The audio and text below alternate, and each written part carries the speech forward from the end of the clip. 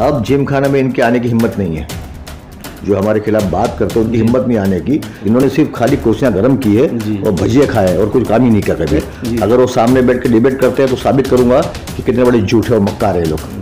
जिन्होंने आपको लेटर भेजा है उनकी तकलीफ ये, विचारों की तकलीफ ये है कि वो बहुत बुरी तरह आ रहे हैं हमारे सामने, शर्म आना चाहिए बातें करने के लिए।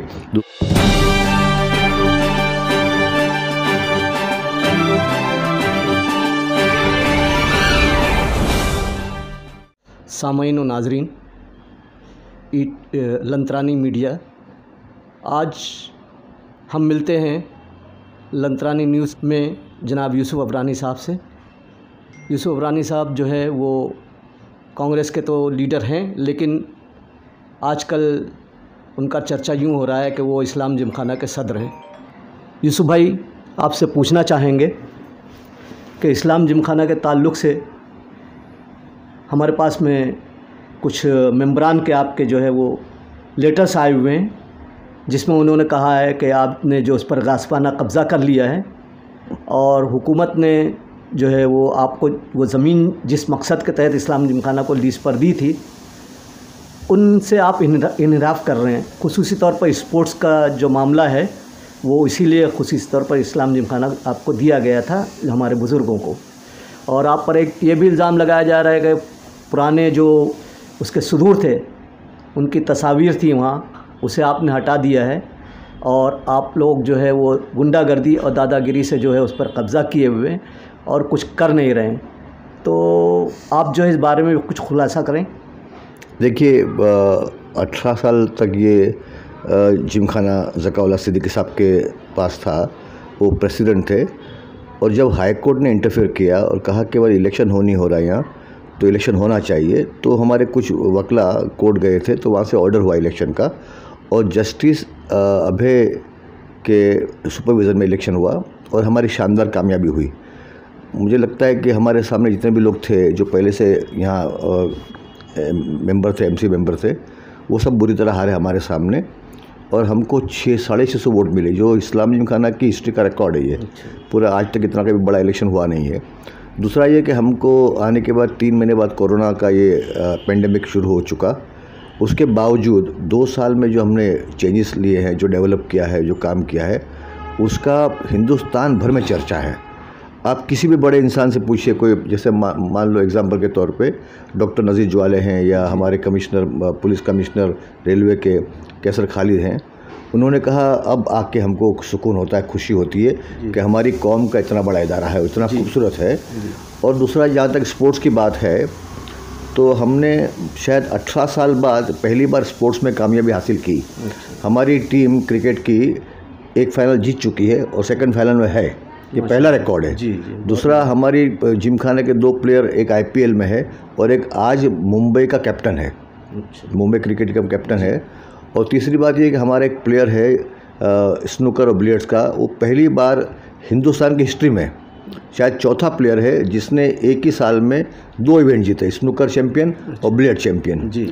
और मैंने तो इतना ज़्यादा सपोर्ट किया इसको, अपना स्पोर्ट्स को, कि आज कम से कम 300 लड़के क्रिकेट खेलते हैं वहाँ, 300 लड़के, जो इम्पॉसिबल था इससे पहले कभी सोचना भी। और दूसरा देखिए, इतने खूबसूरत हॉल बन चुके हैं, और इतने ज़्यादा मतलब फैसिलिटीज़ वहाँ क्रिएट की गई है।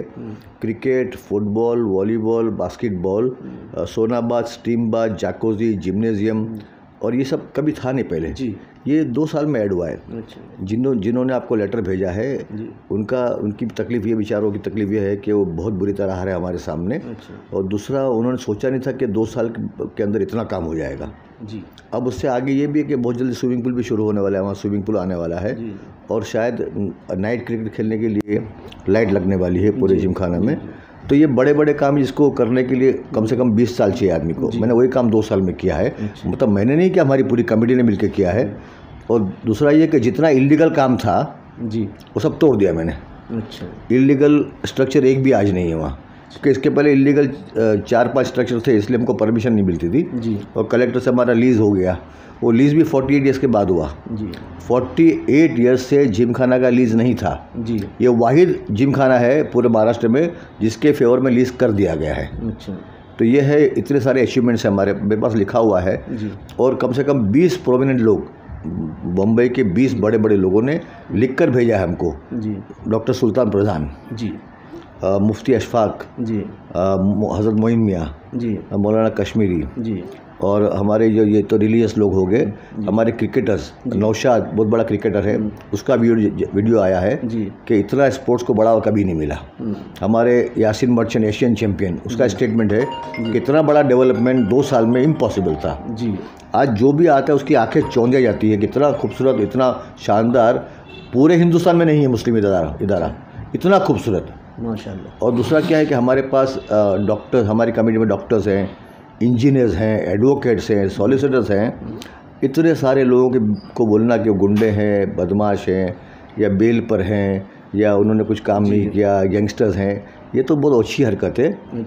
मुझे तो समझ नहीं पड़ती कि क्या तकलीफ़ है, क्या परेशानी है कि कौम के नेक लोगों को, अच्छे लोगों को और फेमस लोगों को जी, उनके खिलाफ बोलो तो आपका नाम होगा, थोड़ा इतना ही होगा, वरना वहाँ बताइए ना कौन सा आदमी बेल पे है, किसके खिलाफ कौन सा केस है, कौन गैंगस्टर है, कौन गुंडा है, ये सब बहुत ही ओछी बातें हैं। मैं समझता हूँ कि अगर दुनिया के हिसाब से देखो या मज़हब के हिसाब से देखो तो ऐसे बौछान और ऐसे इल्ज़ाम लगाना बहुत गलत बात है।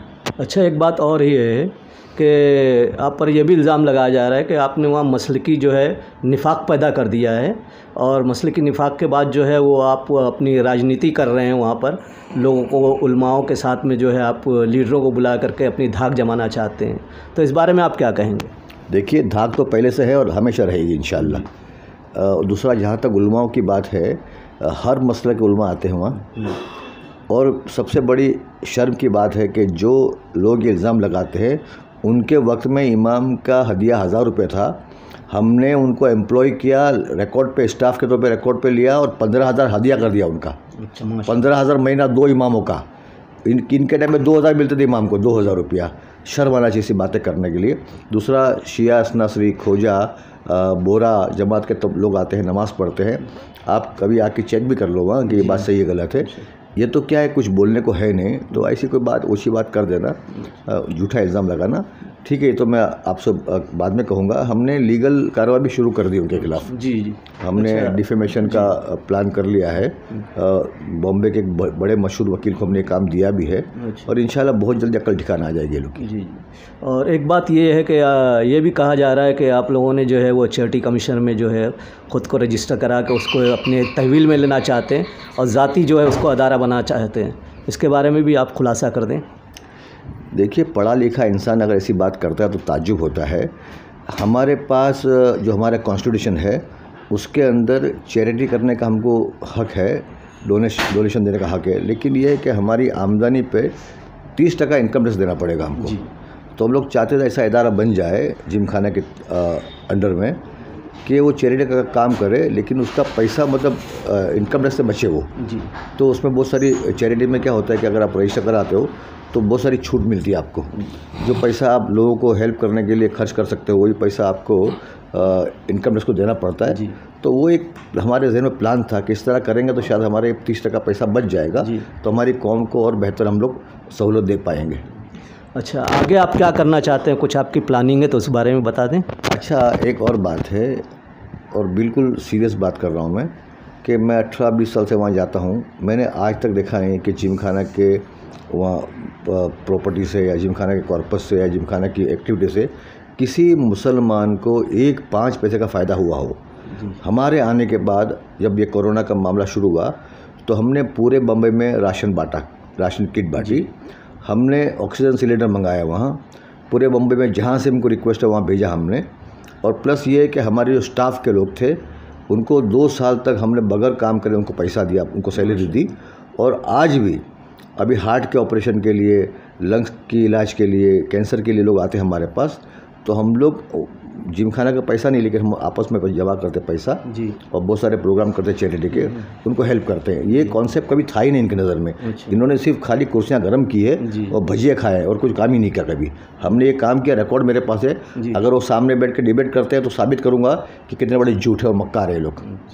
एक आखिरी सवाल ये कि आप पर एक इल्ज़ाम ये भी लगाया गया है कि आप जो है पुराने मेंबरों को जो है निकालने की कोशिश कर रहे हैं और नई मेंबरशिप बढ़ा रहे हैं ताकि उस पर अपना कब्ज़ा कायम रखा जा सके।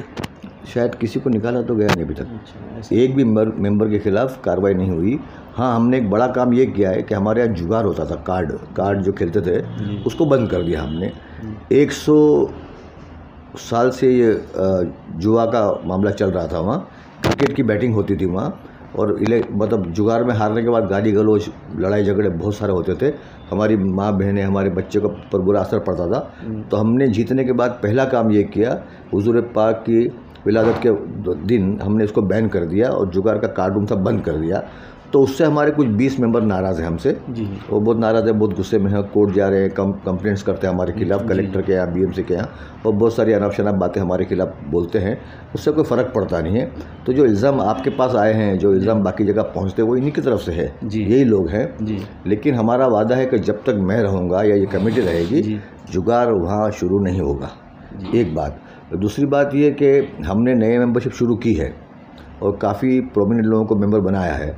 कम से कम जितने ACP हैं बम्बई के, रिटायर्ड ACP, पुलिस के जो रिटायर्ड ACP है, असिस्टेंट कमिश्नर ऑफ पुलिस, उनको हमने फ्री मेंबरशिप दी है। हमने टॉप मोस्ट डॉक्टर्स को फ्री मेंबरशिप दी है। हमने पुलिस के बड़े अधिकारियों को फ्री मेंबरशिप दी है। हमने जिन्होंने बहुत सारा काम किया, जैसे बहुत सारे एक्टिविस्ट लोग हैं, उनको हमने फ्री मेंबरशिप दी है। लेकिन वो हमको हक है, हमारे पास 12 मेंबरशिप है अलग अलग तरह की।